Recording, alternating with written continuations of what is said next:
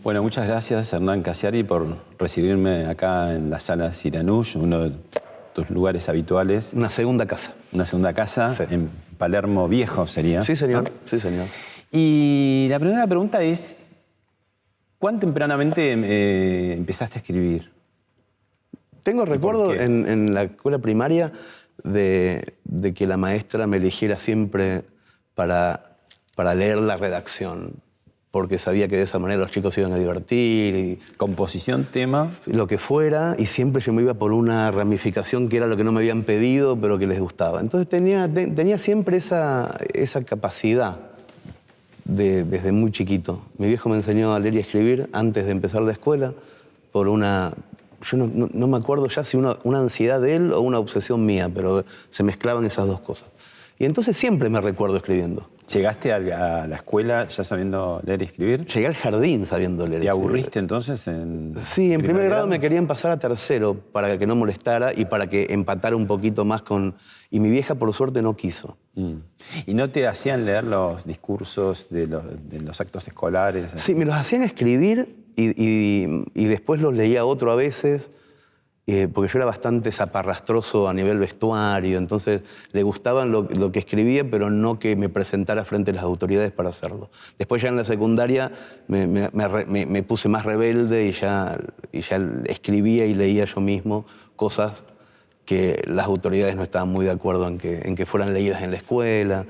Tuve esa etapa así como de mucha rebeldía en la secundaria. Vos dijiste en algún momento que la vocación es aquello que está detrás de lo que dicen los padres, ¿no? ¿Qué buscan los padres y qué hace uno finalmente con eso? Y ahora que soy padre pienso que lo que los padres buscan es la seguridad de los hijos. Pasa que cuando sos hijo te chupa bastante un huevo la seguridad de los hijos o tu propia seguridad. Pero en general pasaba eso, por lo menos en mi pueblo pasaba eso. Mis viejos preferían que yo hiciera cosas que no estuvieran muy en desacuerdo con la vergüenza de ellos. Me parece que tiene que ver con eso. ¿Tus padres qué hicieron? Mi viejo era gestor impositivo, mi mamá ama de casa, y en épocas en donde se las veían complicadas económicamente, empezó a hacer... costura y gastronomía. Estamos hablando de Mercedes, provincia de Buenos Aires. Sí, un pueblo muy conservador. O sea, nació Videla y Agosti también, o sea, del triunvirato 2 eran mercedinos. ¿Y alguien bueno? Sí, estaba Porchetto, que hacía canciones de paz y cosas por el estilo. Pero fue una infancia de mucho caretaje, mucho careta dando vuelta por ahí. El pueblo tiene un poco eso, ¿no? Sí, claro, es lo que más tiene. Se conoce todo el mundo y ya desde ese lugar la chismografía crece por los arrabales y desde el centro se caretea muchísimo. Se conoce mucho, pero se calla mucho también, ¿no? Hay muchísima oscuridad.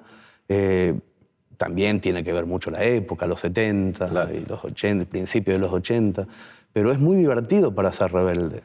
Es tierra propicia para hacer quilombo, para escandalizar viejas. Había todo como una fuerza arrolladora de eso. Y todo lo que hicimos con mis amigos en ese lugar, fundar revistas y hacer, sobre todo con cosas escritas y programas de radio y eso, buscaban, obviamente, escandalizar. Jorge Luis Borges, no José Luis Borges, como dicen por ahí en España. Jorge Luis Borges, habla de que hay un destino literario. ¿Querés verlo, escucharlo? Dale, dale. Yo supe desde niño que mi destino sería un destino literario. Eso me fue indicado de un modo tácito, que es el único modo de indicar las cosas, que se den por sentadas.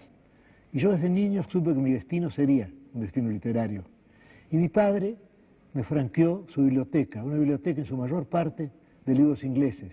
Y yo me eduqué en esa biblioteca. Y recuerdo, entre los libros, recuerdo una edición de Garnier, El Quijote. Esa edición yo la leí, la releí, Y muchos años después, cuando volví a Buenos Aires, quise releer el Quijote en la misma edición. Me costó bastante trabajo conseguirla, con los mismos grabados en acero. Pero yo pensaba que esa era la edición del Quijote, siendo la primera que yo había leído. De modo que yo he pasado la vida leyendo. Y tengo buena memoria para versos, y hasta algún tiempo para páginas en prosa también. ¿Te identificás en algunas cosas? Porque él, bueno, es en la biblioteca donde encontró, me parece, un poco la vocación. ¿Vos dónde la encontraste? Digamos? Me parece que en mi caso tiene más que ver con la imprenta.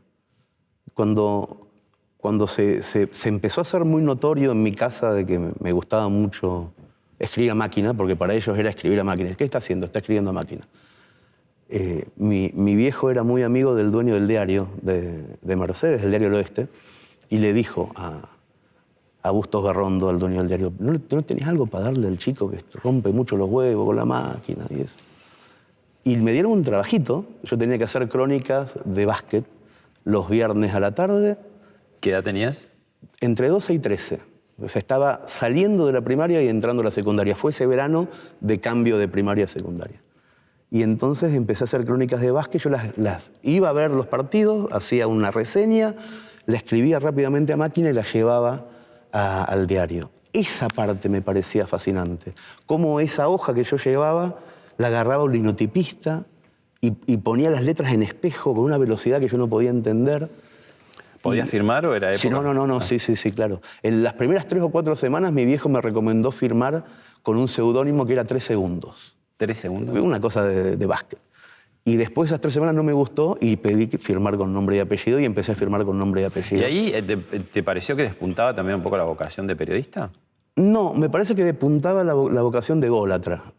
Me gustaba mucho eso, el nombre y el apellido impreso que pasaba por abajo de la puerta el diario al otro día en la casa de mi abuela. Yo me iba muy temprano a la casa de mi abuela el día siguiente a esperar que viniera El Oeste. Y venía por abajo de la puerta y yo iba a la página 5 y abría y no podía creer que un montón de viejas tuviera también eso abajo de la puerta. Y leían básquet, qué sé yo. El nene había escrito me pareció tan alucinante eso. ¿Chapeaban tus padres con el nene que Mi firmaba? vieja más, no, mi viejo era más tímido. Por eso quería que firmara 3 segundos, para que no apareciera su apellido en el diario. Mi vieja no, mi vieja sí. Le mostraba a todas las amigas. Pero me parece que empezó por ahí el asunto. Adolfo Bioy Casares, socio, como sabes, de Jorge Luis Borges en amistad y también en la creatividad, ¿no? Con el Busto Domecq cuando escribían juntos, esboza otra teoría también sobre el tema de escribir. La escuchamos. Soy Adolfo Bioy Casares, argentino, nací en Buenos Aires. Mis padres eran Adolfo Bioy y Marta Casares. Soy escritor. Mis padres querían que fuera abogado y yo decidí ser escritor. Ellos temían que fuera un estratagema para pasarme la vida haraganeando, pero después más o menos se convencieron de que yo quería ser escritor y que lo era. ¿Y qué te parece lo que dice Bioy? Haraganear. Me parece real, sobre todo real. En mi caso, mi viejo, la primera vez que le prestó atención real a lo que hacía fue un poco después de esos 13 años, a los 16, gané un concurso de cuentos provincial para gente grande. Yo todavía no era mayor de edad, entonces no podía ir a cobrar el cheque del premio, que tenía que ir a cobrarlo a La Plata, porque era del Ministerio de la Provincia y eso. Y me tuvo que acompañar él, que era mayor, a cobrar al Banco Provincia en La Plata, a cobrar el cheque. Y cuando un tipo empezó a poner billetes arriba en la caja para que mi viejo lo cobrara por un cuento que había escrito yo, ahí se lo tomó en serio. Ahí se dio cuenta de que no era una cosa tan hippie o tan afeminada, como él también pensaba que escribir podía ser muy afeminado. ¿Y por qué te parece que tiene tan mala prensa? Para el propio Bioy, ¿no? Decía, el haraganear, como si no costara. Digo, supuestamente tenés una gran facilidad para hacerlo, pero hay un laburo, hay un trabajo. Sí, a mí me parece que el trabajo está medido desde el esfuerzo, desde el sacrificio literal del sudor y de ir a algún lado, de algo sufrir, de que no te gusta, o sea, como... Y muy importante, ir a alguna parte a hacerlo. No podés estar en el mismo lugar que estás comiendo haciendo tu trabajo. Y sin horario. Y sin horario, cuando se te ocurra, cuando vengan las musas. Es como raro. Es raro, o sea, sigue siendo, a mí sigue siendo raro todavía, Sí. al día de hoy, ¿eh? Al día de hoy yo sigo creyendo en el fuero más interno mío de que lo único que soy es un vago. Yo creo que soy un vago, ¿Vos tenés esa convicción? pero a full. Sé que lo único que tuve fue suerte, porque gracias a esa suerte tengo una economía que impide que el otro diga es un vago, pero después Bueno, pero soy un vago. Vos adentro tenés una materia prima que es tu creatividad y le has dado formato. Y ¿Sabés la eso es un cantidad de trabajo. gente que conozco, Pablo, que tiene la misma materia prima? Pero por y ahí no la sabe sacar. Bueno, no tiene suerte. también, ¿no? Muchas veces exactamente. puede ser. Sí, suerte, determinadas herramientas, lo que sea. Pero la materia prima que sí es real, porque realmente existe. Yo conozco un montón de amigos míos que la tienen y que es mucho mejor que la mía, esa materia prima, que son unos vagos, que están todo el tiempo en el hípico jugándole a los caballos. Y son buenísimos, porque los conozco de chiquito y sé que son buenos. Entonces hay algo ahí que me parece que tienen razón los que dicen que el que elige esto, en vez de elegir una carrera universitaria y qué sé yo qué, y somos un poco vagos. Julio Cortázar tiene también otra teoría, pasa más por el lado de la adicción a las letras. Ajá. Desde los 9 años, 8, 9 años, había que pescarme por aquí, sacarme un poco al sol, porque yo leía y escribía demasiado. Incluso hubo por ahí un médico que recetó que había que prohibirme los libros durante 4 o 5 meses, lo cual fue un sufrimiento tan grande que mi madre, que es una mujer sensible e inteligente, pues me los devolvió, pidiéndome simplemente que leyera menos, cosa que yo hice en ese momento. Sin duda era necesario que hubiera un mayor equilibrio. Y entonces sí, es verdad que a los 9 años yo escribí una novela. No tengo la menor idea de lo que es, pero sí que era una cosa muy lacrimosa, muy romántica, en la que todo el mundo moría al final. Yo he sido siempre muy sentimental y lo sigo siendo. Qué hermoso. Muy bonito. ¿A vos también había que sacarte al sol? Sí, sin duda. Sí. Mi viejo me mandaba al Club Mercedes a jugar al tenis, aunque sea contra el frontón, porque realmente le preocupaba mucho esa adicción a leer. Y yo me acuerdo que me iba con la raqueta, con las 3 pelotitas y con un libro. ¿Sí? Y hacía 2, 3 frontones y me iba bajo un árbol y seguía leyendo porque me gustaba mucho leer. Era como ¿De una... dónde sacabas los libros? ¿En tu casa? No, una tía culta que se mudó de una casa muy grande a un departamento muy chiquito que no podía meter todos los libros de su juventud ahí. De todos los sobrinos me eligió a mí como el heredero de esa biblioteca y un día en 2 bolsas de arpilleras muy grandes me dejó en calidad de préstamo un montón de libros. Que había los libros de la colección Robin Hood y había libros en hoja de Biblia con la obra completa de Arthur Conan Doyle y cosas por el estilo, que fueron mi literatura desde los 8 o 9 años hasta los 13, 14. ¿Y escribir y leer surgieron al mismo tiempo? ¿O Sí, de leer? tengo el recuerdo de copiar, no copiar párrafos, no de tipear, sino de fingir que yo podía seguir con un párrafo nuevo de eso que estaba leyendo desde muy chiquito. De estar leyendo algo y decir, voy a cambiar el final. Y me iba a la máquina de escribir y le cambiaba el final. No con afán de mostrárselo a nadie. Sino como un ejercicio. Como ejercicio, sí. ¿Es como jugar al fútbol, escribir? ¿En algún punto tenés que darle y darle o no? No tiene nada que ver, digo. ¿Se nace o se hace? ¿Cómo es esa situación? ¿Se mejora, no se mejora? A mí me parece que... ¿Los talleres sirven para algo, los talleres literarios? Sí, para comer. Obvio, nadie va por otra cosa. No, pero digo, respecto a escribir realmente o a cualquier otra cosa, me parece que eso que dicen sobre las 10.000 horas, si estás 10.000 horas haciendo algo, terminas siendo bueno en eso, me parece que es verdad. Creo que es eso. Pasa que esas 10.000 horas, vuelo, como lo que dicen, sea, de vuelo, de andar en bici, de jugar a la pelota, de tirar desde los 6.25 al aro, de escribir, de tocar la guitarra, de coger, de lo que quieras. Terminás siendo bueno en eso. Eso que vos le ibas cambiando a los finales era, de alguna manera, entrenar. Vos no te darías cuenta, pero lo estás haciendo. Sí, claro, sí. Y otras obsesiones muchísimo más Por ejemplo, absurdas, como tratar de que no quedara serruchada el lado derecho de la hoja en la máquina de escribir. Tenías como un toque. Pero tremendo. ¿Y qué hacías? ¿Te engañabas? ¿Le hacías un espacio más? No me lo permitía. tenía que cambiar el adjetivo hasta que el sinónimo quedara exacto. Tardaba más, iba más al diccionario de sinónimos, pero las hojas que yo escribía cuando era chico eran como si estuvieran justificadas por computadora cuando no existía la computadora. Locura absoluta, pero me sirvió un montón porque en un momento llegué a automatizar ese cambio y cuando iba por la mitad de la línea sabía más o menos por dónde tenía que quedar para bajar a tiempo a las 58 caracteres. Un problemón que lo capitalicé muchísimo, porque vivo de eso ahora, pero en ese momento mi padre, pobre gestor impositivo, decía, este chico está loco. Y tenía razón también. Sí.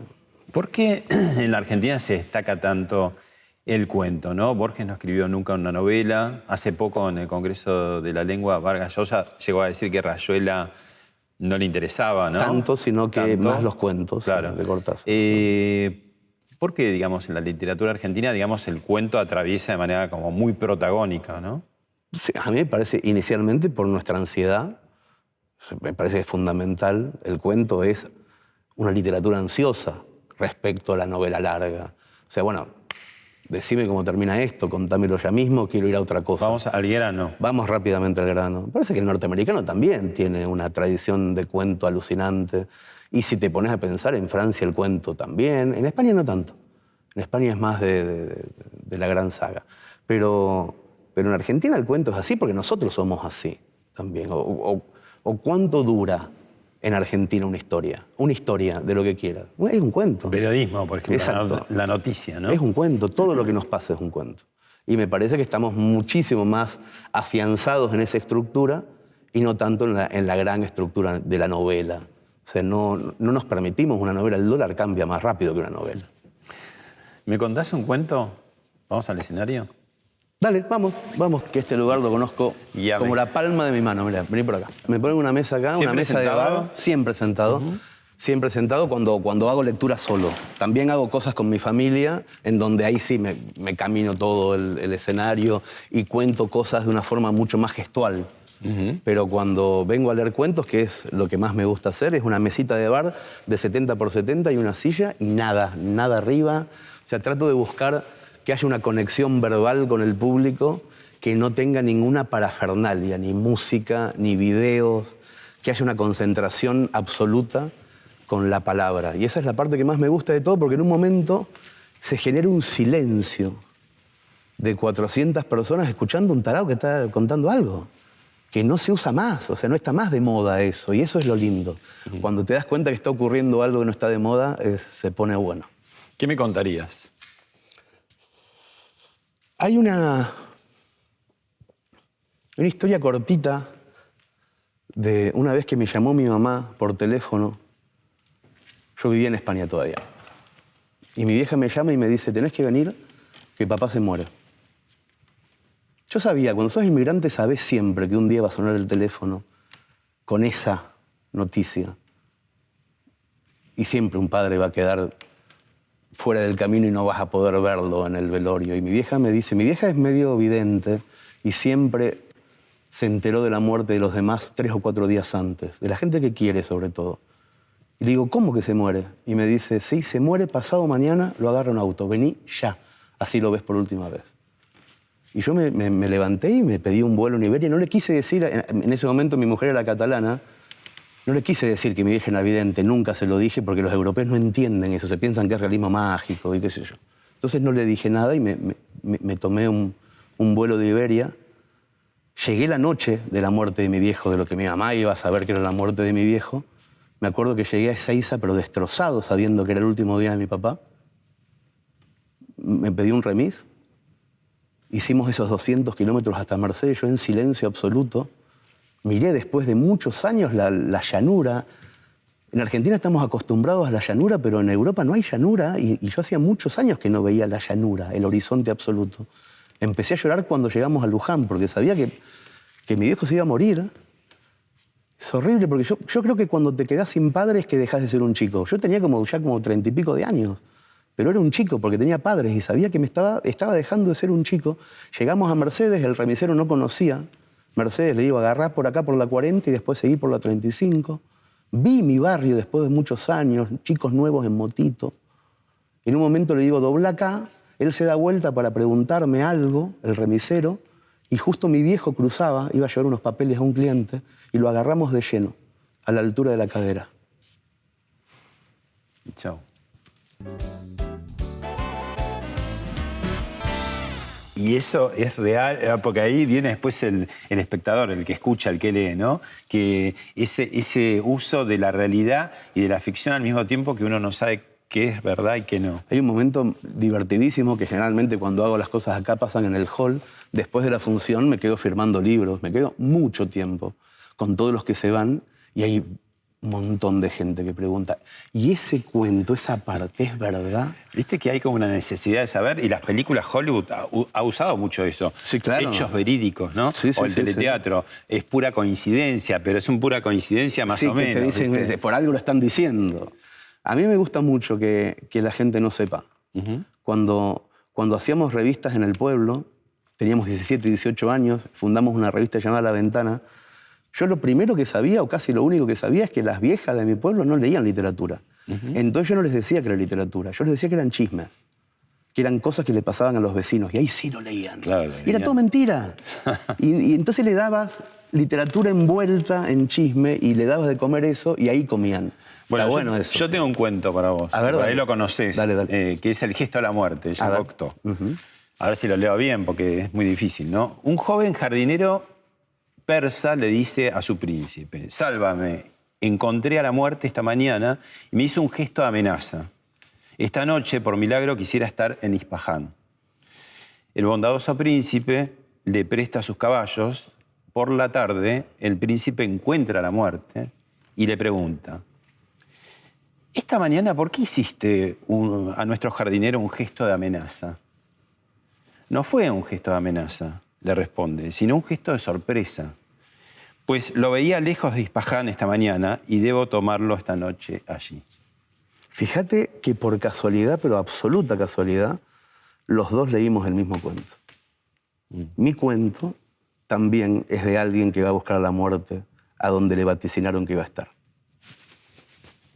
Y no nos pusimos de acuerdo. Jamás en la vida, jamás en la vida. A mí se me hizo como un poquito de piel de gallina cuando vi que era ese el que ibas a leer.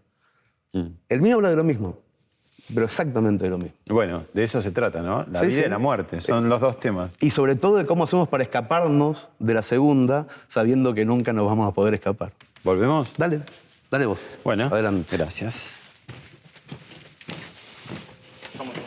Impresionante la casualidad de los cuentos. Total. Qué bueno. Pero el tema de la muerte es un tema que nos está todo el tiempo presente. Pero claro, ¿no? Que como sí. Que dialogamos. Inevitable. Inevitable en los dos cuentos y como el destino también, ¿no? Sí, claro. El viaje hacia el lugar donde las cosas deberían ser mejores y sin embargo en ese otro lugar también te está esperando. ¿Y vos qué pensás de eso? Y me parece que es lo único de lo que estamos hablando todo el tiempo, aunque finjamos que hablamos de otras cosas. Me parece que el hecho de saber que nos vamos a morir es lo que nos hace mover. ¿Y vos que sos tan imaginativo en vida, que pensás en algo de la muerte o es un tema ajeno que no lo controlás claramente como ninguno de nosotros? Pero siempre tuve una desconexión absoluta con la muerte hasta que nació mi primera hija. Cuando nació mi primera hija, esa semana yo vivía, me acuerdo, en Barcelona y trabajaba en Madrid y me tomaba el avión, el puente aéreo, como el que se toma un taxi. Todos los días me iba de Madrid a Barcelona y cuando nació mi hija, la siguiente semana me subí al mismo avión que me tomaba todos los días y sentí pánico de morirme. Digo, ¿qué mierda me está pasando? Si no le tengo miedo a los aviones, viajo todos los días. Y me di cuenta de eso. ¿Que no era tanto por vos, sino por ella, quizás? Me di cuenta que ya no era el más importante. Y ahí tu propia muerte es otra cosa. Es dejar a otro sin alguien. Y ahí me empecé a dar cuenta de que la muerte era algo que estaba ahí todo el tiempo. Cuando ella empezó a crecer y a caminar, el vértigo ajeno, verla cerca de las barandas de los edificios. La muerte empezó a ser algo tenebroso, horrible. Pero antes de eso, antes de ser padre, a mí me daba lo mismo. Si me moría en ese momento, ¿Tuviste un infarto? Tuve un infarto. ¿A qué edad? Sí. A los 45, que es la edad que los gordos tienen un infarto. Pero gordo y fumador. Y muy fumador. Y muy fumador. Muy fumador. ¿Y eso te dio miedo o cómo lo tomaste? El infarto fue, en el momento preciso del infarto, sentí pánico. Me quedé pensando porque también lo primero que pensé fue en Nina. Nina ya tenía 10 años, 12, y estaba en Barcelona, yo estaba en Montevideo teniendo el infarto, y yo pensaba, ¿sabes qué pensaba? ¿Quién la va a llamar por teléfono para decirle que yo me había muerto? Yo decía, ojalá que no sea Chiri, mi mejor amigo, porque es medio brusco para decir las cosas. Ojalá que sea mi hermana o mi vieja, una mujer tenía que ser. Yo pensaba, ojalá que sea una mujer la que la llame para decirle que yo me había muerto. Fíjate en lo que pensaba yo mientras me moría. Porque además tenía una conciencia absoluta de que ese momento iba a ser el de mi muerte, porque estaba arriba de un auto, me estaban llevando al hospital, había salido campeón Peñarol y estaba toda la avenida infectada de hinchas de Peñarol. Y decís, no llego. No había manera de llegar. Y sabía que me moría. Pensé en eso, pensé en mi hija. Cuando abriste los ojos de vuelta dijiste, tengo otra chance. Sí, además justo a los 45, que es cuando termina el primer tiempo, 45 años, 45 minutos, ahora estoy viviendo el entretiempo, los 15 de entretiempo. Ahora, descubriste algo también muy curioso, ¿no? A partir del infarto, que vaya a saber por qué, el cigarrillo tenía cierta parte de las musas, parece que estaban ahí adentro. Sí, vamos porque a vos hacerlo menos... como que dejaste de escribir, sí, cuando perdiste el ritual ese de encender el pucho. Sí, a la semana, cuando estaba todavía en terapia intensiva en Montevideo, el médico me dijo, fumás un cigarro más y explotas como un chancho. O sea, no podés fumar más, en serio, me dijo. Y entonces dejé de fumar, y a la semana, cuando quise volver a escribir, me di cuenta de que sí, podía escribir, porque en realidad sí puedo escribir. Si vos me decís ahora tema composición La Vaca, yo te escribo 10 párrafos. Pero no siento placer. La ausencia de cigarro genera en mí una desconcentración absoluta respecto a lo placentero de la escritura. Vinieron las dos cosas juntas a los 13 años. Fumar y escribir fueron lo mismo. Y mi cabeza medio como que lo asimiló como la misma cosa. ¿Y esto hace que no estés escribiendo, en principio, desde hace 3 años y medio? Sí. Ajá. ¿Y sentís esa ausencia? Al final, ¿qué es más? ¿El escribir o el pucho? No, ¿sabes qué? Al mismo tiempo que pasó todo eso, me vine a vivir acá. Yo había vivido 15 años en España. Y eso fue como un florecimiento en otras circunstancias. Me enamoré. Y eso como también que empezó ayudó. Otra vida también. Es como que empezó otra vida. Entonces, la ausencia de cigarro e incluso la ausencia de escribir no me produjeron lo que te produce eso cuando no tenés una tercera cosa para jugar. Y eso, como ves en la vida, que es todo casual, hizo descubrir, digamos, el juglar que había en vos, digo. Porque el cuento es escrito, pero antes que escrito fue dicho, cuando no había escritura. Sí, a mí me pasó eso. Me pasó, pero muy fuertemente, de descubrir que escribir es un pedacito de contar un cuento. Contar un cuento es mucho más que escribir un cuento.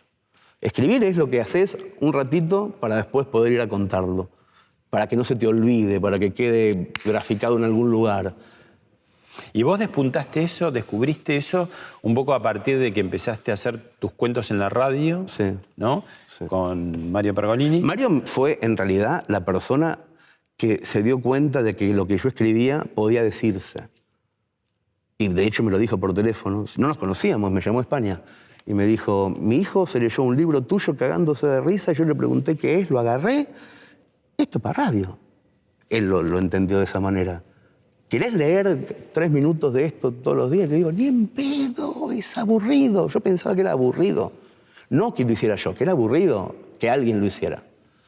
Y me convenció y empecé a hacerlo y me empecé a dar cuenta de que había algo muy divertido, más allá de decirlo, que era adaptar lo que uno pensó para ser leído en voz baja a otro corpus literario que está pensado para ser dicho en voz alta. No decís aún, decís todavía, no decís tal vez, decís capaz que. Ese cambio de pequeñas palabras, llevarlo a lo coloquial, a lo oral, a matizarlo, a decirlo con una entonación, hace que sea maravilloso. Es como pensar de vuelta un idioma. Lo pensás de vuelta. ¿Te pareció curioso de pronto envasarlo en una suerte de columna radial? Pero más curioso fue cuando Pergolini te dijo, vamos a decirlo acá en Vorterix, en el teatro. Un día me invitó a hacerlo en un teatro de 600 personas, porque ya tenía como una cierta repercusión aquello que ocurría en la radio. Yo notaba cada vez que venía a Buenos Aires que algún taxista me conocía por la voz. Yo decía, llegame a Cabildo y se daba vuelta y decía, el gordo de la radio. Decía así. Y a mí me sorprendía que me conocieran por la voz. Y entonces me di cuenta de que el oyente de esa frecuencia radial iba a ir a verme, y de hecho fueron y pagaron. Ese fue el clic, que esta gente haya pagado. Y yo dije, no, esto es raro. Pagan para ir a ver a uno que lee cosas. Ahí tenemos un convito de actuaciones tuyas o de presentaciones de cuentos para ver. A ver. Yo leí todos los libros que pude, escondido en el lavadero entre los 9 años y los 11, con la misma adrenalina de los chicos que saben que están haciendo algo mal. Una tarde preciosa que lloviznaba, aburrido de cargar con el yeso, me puse a escribir por primera vez un cuento, una historia. Descubrí que me gustaba escribir, que podía decir mentiras, que era como parpadear en secreto, que era como putear a los adultos y que no se daban cuenta, y sobre todo que no había que correr, Y yo pensé, 8 años tenía, mirá qué inteligente que era, pensé, la vocación verdadera es lo que está atrás de lo que te dicen tus viejos. En el mundo real, las historias de los pepes que intentan abrir bares, o las historias de los monchos que quieren hacer viajes a la luna y nadie los entiende, son casi siempre proyectos que no suelen tener final feliz como en los cuentos infantiles. Pero cuando alguno de estos proyectos sí funciona, le dije a mi hija para terminar, cuando estos proyectos funcionan, cuando algo mágico pasa y funcionan, se llaman sueños y suelen ser maravillosos. Hace 8 o 9 años yo escribí una novela que se hizo muy famosa, no gracias a mí, sino porque la novela la agarró Gasalla, la adaptó, la llevó al teatro y hizo un éxito impresionante. Una novela que se llama Más respeto que soy tu madre. Yo vivía en Barcelona, había escrito eso, pero Gasalla lo hizo famoso, y 2x3, un diario o una radio me llamaba por teléfono a Barcelona y me preguntaban siempre lo mismo, ¿en quién me había inspirado para crear el personaje de una ama de casa mercedina de 50 y pico de años con una familia de mierda? Y yo decía, la verdad, ahora me arrepiento un montón, pero decía, y un poco me inspiré en mi mamá. ¿Para qué habré dicho eso? Mi vieja se creyó que ella había escrito la novela. Háblame de tu mamá un poco. Mi vieja está loca. Es una señora que tiene muchos problemas, pero muchos problemas de egocentrismo, individualismo, es fantástica. Creo que... ¿Ya era así? ¿Vos la elevaste todavía? No, ya era así y yo cometí unos errores muy grandes, ahí contaba algunos. Pero ella era así desde siempre. Te das cuenta, muy chiquito te das cuenta cuando ¿Te tenés una roba los mamá. espectáculos? Yo, de hecho, ahora estoy haciendo cosas de vuelta solo y no ya con mi familia porque no soportaba las ovaciones a ella. ¿Era más fuerte? Pero yo llegaba después y me decían, bien, está bien, pero cuando salía ella era tremendo. Porque está vieja, seguramente se va a morir más rápido, entonces la gente la quiere más, me parece que es eso. Pero no, es buenísima, es muy profesional. La subo al escenario. En realidad se sube, porque no es un perro, no la subo. Se sube ¿Y qué dijo cuando vio Más respeto que soy tu madre? Por Gasalla, que era bastante como áspero y... No, le gustaba mucho. Le gusta mucho todo lo que tiene que ver con la exposición. Le gusta mucho, no importa qué. Yo si hubiera sido asesino serial, ella hubiera estado muy contenta si yo salía en todos lados. O sea, no le importa mucho el qué. El contenido, le importa mucho el formato. Y vos empezaste a encontrar como un placer, digamos, porque pasaste de una cosa muy contrastada, ¿no? El escritor es un individuo básicamente solitario, está él solo peloteando con él solo, el lápiz o la máquina o la computadora, y nadie más, ¿no? Es más, le molesta que la gente lo interrumpa. De pronto, a sacarlo para afuera, que está un montón de gente mirándote, ¿no? Ese paso te fue como te fue. Vos pensá que yo no empecé a escribir, quiero decir, para un público. Empecé a escribir en internet. O sea, realmente... El blog. En mi blog empecé a escribir y ahí hay un permanente goteo de personas. Sí, pero vos no los ves, están ahí, son invisibles. Que sí los ves. ¿Pero cómo los ves? Bueno, porque te contestan algo. No, en diferido, en 2002, con toda esa gente... ¿No sentís las toses, las risas? Sí, sentís todo. ¿Sí? Sí, ocurre. No te sentís solo. No es lo mismo que pero la es una escritura presencia analógica. virtual, digamos, no es la presencia presencial, valga la redundancia. Mira, ¿no? Al principio de escribir en el blog, en el año 2002, había un mundial de fútbol y yo lo que hice fue invitarlos a todos a ver los partidos de Argentina a un bar gigante. O sea, los vi. Y desde el principio los conozco. Los conozco presencialmente, de hola, ¿qué tal?, de ir a comer. ¿Y cuán parecidos o diferentes son a estos que ves en tus presentaciones? Es la misma gente.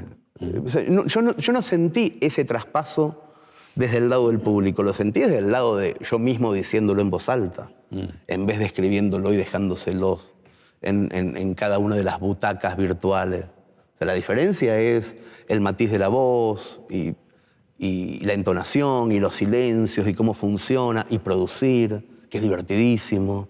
O sea, producir todo eso, que la tiquetera sea mía, que eso, o sea, entrar al teatro y decirle al dueño, no, el 30, no, el 25, negociar, eso es la diferencia. La diferencia es eso, pero después el público no, encontrarse con la gente es igual a cuando escribía en el blog. Esa es la parte que más se parece a cuando escribí en el blog. ¿El cuento sería como un hecho común atravesado por algo extraordinario o algo que sea disruptivo, digamos, en algún sentido? También puede ser otra cosa. Puede ser eso, sin duda, pero también puede ser algo absolutamente natural, no atravesado por nada, y es un cuento de Carver. ¿Te sorprendiste a vos mismo escribiendo y que de pronto la pluma se iba para un lugar que no estaba previsto? ¿O vos fríamente calculás cuando ya empezás a escribir, ya sabes cómo eso termina, ¿no? Yo escribo anécdotas, escribo cosas que son un poquito menos que un cuento. Y una anécdota es algo que vos te sentás en una sobremesa, hay 4 o 5 que terminaron de comer y empezás a contar y ya sabes cómo termina. De hecho, sabés por qué lo estás contando y sabés en qué momento tenés que hacer reír o tenés que emocionar al otro, si no, no lo contás. ¿Por qué hay tanto deleite en contar y en escuchar? Tanto en una sobremesa como cuando los chicos se van a dormir. ¿Por qué ese deleite, digamos, para el cuento? Hay la sensación en todos, aunque no lo sepan, de qué es lo primero que hicimos. O sea, el tipo llegó con un pedazo de mamut, se sentó, otros estaban esperando en el fuego y él contaba cómo había cazado el mamut. Y la mitad sabían que era mentira lo que estaba contando. Bueno, pues dejémoslo contar porque vino con el mamut. Entonces contó que llegó y todo con gruñidos, me imagino, lo habrá hecho el primero que lo hizo. Pero fue lo primero que hicimos. O sea, después de comer, después de dormir, lo primero que hicimos fue explicarle a los demás cómo cazamos al mamut. O sea, es lo primero que hay, ¿cómo no va a ser divertido? Claudia Pinheiro, que pasó por este ciclo, también tiene una teoría del cuento. A ver. Skármeta dijo alguna vez en algún reportaje, creo que si vos te tirás al océano y vas al fondo y contás un pez que pasa, estás contando un cuento, y si contás el fondo del océano, estás contando una novela. Y un poco es eso, ¿no? Es un poco el tema de fondo también. De detenerte en la anécdota, en la historia precisa, en un momento preciso, en un personaje preciso, o poder discurrir, irte por las ramas de alguna manera, hacer digresiones, contar mundo más que anécdota. Me parece que la novela es más que la ambiente, novela te ¿no? permite contar el ambiente, el mundo, los personajes de una forma distinta. Vos me decías que de pronto novelas tuyas son casi a partir de entrelazar cuentos que tenías, ¿no? Nunca me senté a escribir una novela. Tampoco nunca me senté a escribir un cuento, pero mucho menos una novela. ¿Por qué no lo harías o por qué no te sale o por qué no querés? Por fiaca, obviamente. O sea, no tengo la capacidad del oficinista. La novela es como que obliga a decir, uy, tengo que tener el tema de mi vida, y entonces eso hace que... El cuento también. Todo eso te obliga a pensar que estás haciendo algo en serio. Por eso yo siempre prevengo diciendo, yo no soy cuentista, yo soy un tipo que cuenta anécdotas. Después de hacer lo que quiera con eso. Pero yo cuento cosas que si salen mal no importa. O sea, al otro no le importa, quiero decir. Al otro no le importa porque estaba contando una anécdota, está todo bien. ¿Qué significa contar un cuento en un noticiero, digamos? Porque ahí justamente se estarían uniendo las dos partes, ¿no? Sí, a mí me parece que hay principalmente en la intención nuestra, tanto de los chicos del informativo de Telefe como mía, una intención de hacer algo que no se había hecho. Y ver qué tal, y ver si sale. Por eso lo estamos haciendo a estos horarios desusados también, porque es un experimento. ¿Qué pasa si, nos hacemos la misma pregunta, qué pasa si ponemos a un tipo leyendo un cuento al final de un noticiero? Hasta ahora lo que está pasando es buen rating, que ya es sorpresivo. Bueno, ya en una edición más temprana de ese noticiero, los conductores hacen como un paso de comedia al final del programa también, ¿no? Sí, como claro. decir, bueno, antes había como una seriedad en dar la noticia y ahora está cada vez más envuelta en una cosa informal y un poco pisando la ficción, ¿no? Me parece que si no se te escapa la gallina. Si en la televisión de aire no haces eso, medio como que la gente que mira hoy la televisión de aire se va a ver la novela turca más rápido. ¿Cuál sería la diferencia o el matiz entre ser cuentista y ser un cuentero? Sí, me parece que cuentero es más de pueblo. Quiero decir... ¿Es el que va y lleva, trae? Sí, me parece que así le decimos en el pueblo al chismoso. No le hagas caso a la vieja esta que es una cuentera. En cambio, cuentista me parece que ya le da otra dimensión. Tiene más prestigio. Un poquito más de prestigio, supongo, pero... También tenés el cuento del tío, ¿no? Que es justamente un delito. Sí, señor, sí, que es un pequeño fraude. Sí, señor. Sí, pero a mí no me disgusta cuentero. No me disgusta. O sea, yo prefiero que se emparente más lo que hago a la chismografía para que la vieja escuche lo que estoy diciendo. ¿Y el cuento de la buena pipa? Pipa se llama mi hija, la última, y le puse Pipa por los cuentos de la buena pipa, que los cuentos de la buena pipa me lo contaba mi abuela, yo no sabía bien qué era eso. Y después descubrí que es un apellido, con doble P al final, de una nena, hija de los Pipa, que quería siempre un cuento y que siempre se lo negaban. Es una leyenda viejísima. Yo no te digo... Exacto, yo no te digo tal cosa, yo te digo que eso, pero es muy divertido también. Me parece que tiene que ver también con dejar un poquito para el final y contárselo el otro día. ¿Y el cuento de las buenas noches, cuáles serían los requisitos, los matices, ¿no? Uno dice un poco, la leyenda comienza con las 1001 noches, ¿no? Ese príncipe, ese monarca que para que no mate... Hay que contarle un poco más. ¿No? Sí. ¿Cuál es el cuento ideal, digamos, ¿no? Cuando uno piensa en el cuento de las buenas noches, inevitable es pensar en nuestros hijos, ¿no? Sí.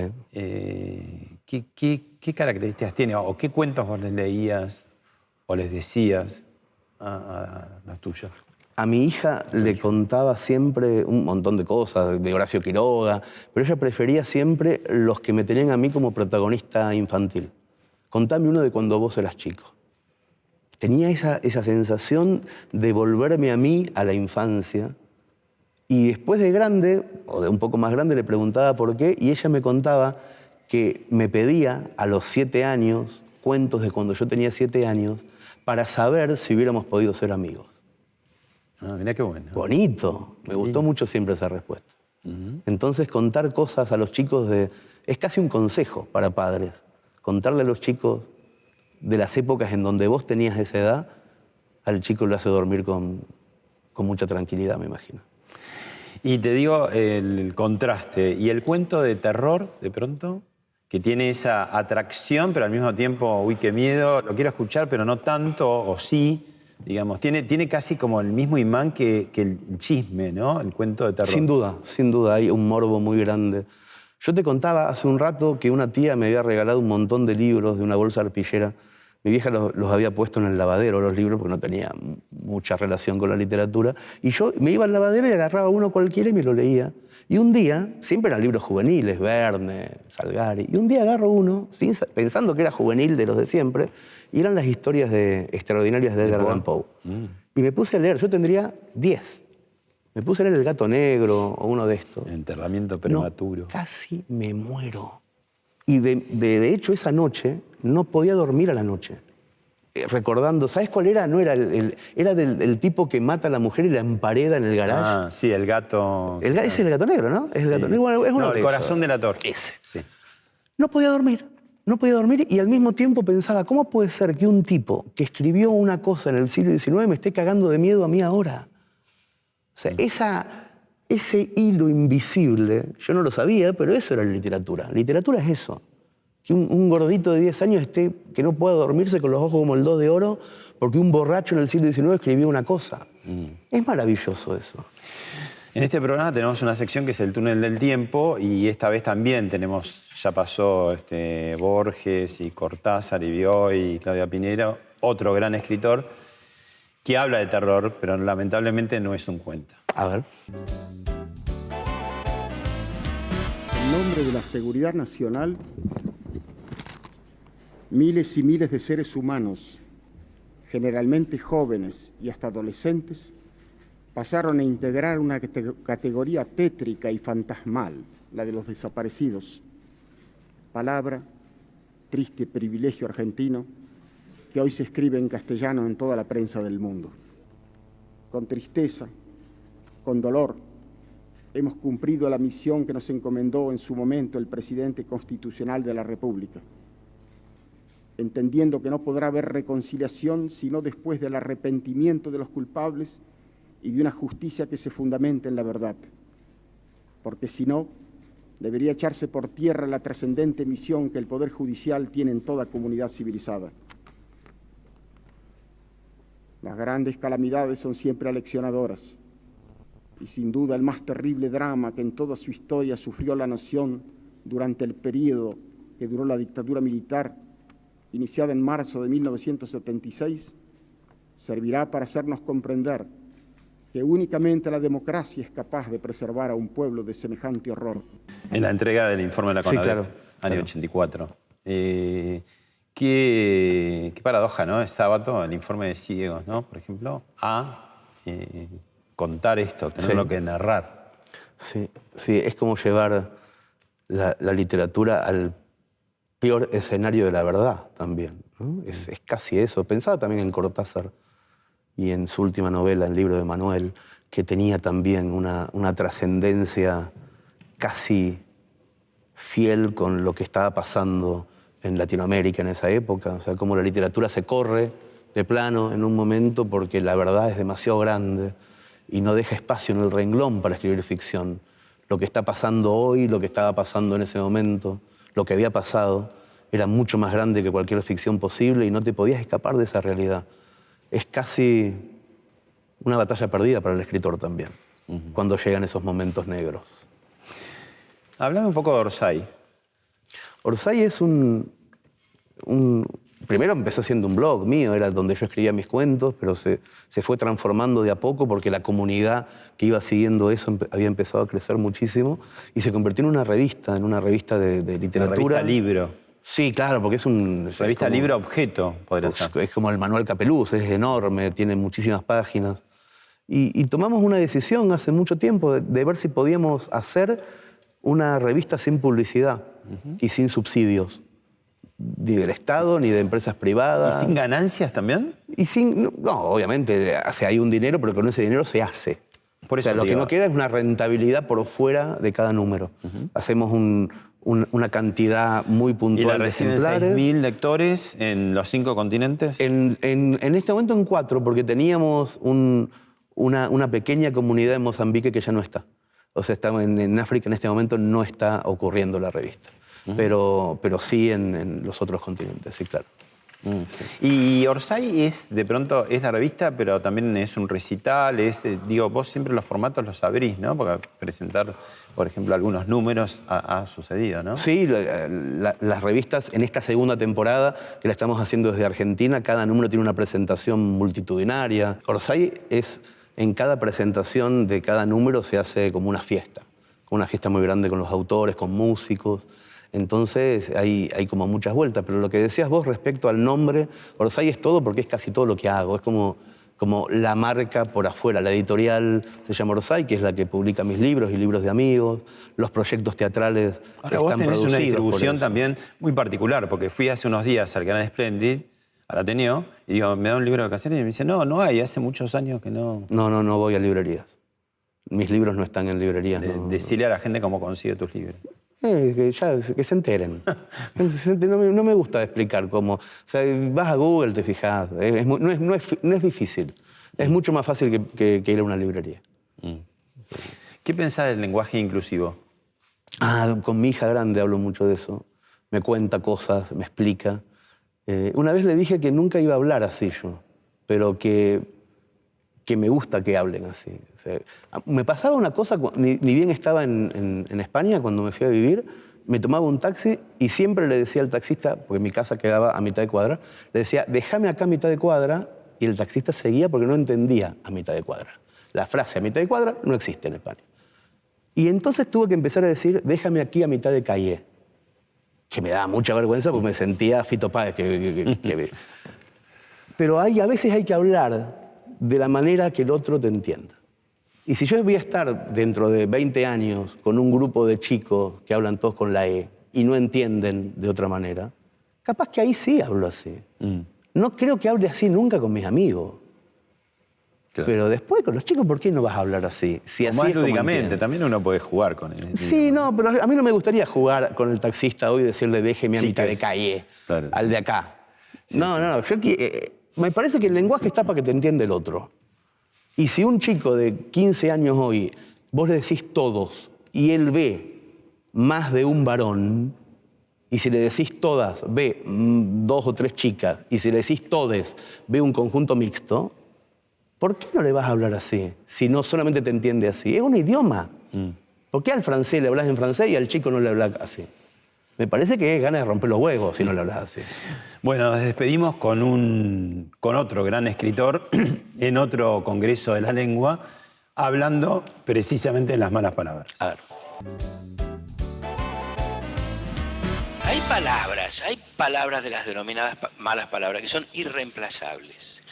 Por sonoridad, por fuerza, algunos incluso por contextura física de la palabra. No es lo mismo decir que una persona es tonta o sonsa que decir que es un pelotudo. Tonta puede incluso incluir un problema de disminución neurológica realmente agresivo. Y aparte hay una cosa que a eso voy de la contextura física, el secreto de la palabra pelotudo ya universalizada, no sé si está en el diccionario de dudas, me voy a fijar, porque también puede hacer referencia a algo que tiene...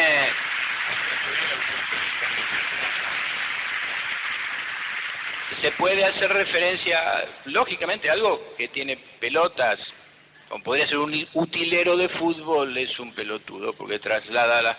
Pero digo, el secreto, la fuerza, está en la letra T. Analicémoslo, anoten las maestras, está en la letra T. No es lo mismo decir sonso que decir pelotudo. Buenísimo. Yo lo extraño a Fontana Rosa, desde que se murió. Extraño la posibilidad de que haya una persona en Argentina haciendo un chiste bueno todos los días, sin altibajos. Lo extraño mucho a Fontana Rosa. Me pasa eso cuando lo veo, me emociona un poco. Más allá de lo que diga, que ya me lo sé de memoria en general, justamente eso tiene la gente buena que se muera, que ya todo lo que hizo te lo sabe de memoria. No te va a sorprender con una cosa nueva. ¿Y vos con qué nos vas a sorprender? No, yo no creo que tenga en la cabeza esa zanahoria o ese objetivo. Me parece que es un objetivo de gente más joven, generar sorpresa en el otro, o en el lector, o en el espectador y eso. A mí me cuesta mucho verme hoy en esa tarea, en la tarea de la sorpresa. Estoy como más contando lo que ya dije, contando lo que ya escribí. No creo que genere sorpresa eso. En todo caso, a veces pienso que fui un escritor cuando tenía 30, 30 y pico, que estaba escribiendo los parlamentos de un viejo que iba a leer. Me parece que es eso. Entonces, sorpresa no, pero sí tratar de contar muy bien aquello que escribió el que era joven. Gracias, Hernán. Gracias a vos, Pablo.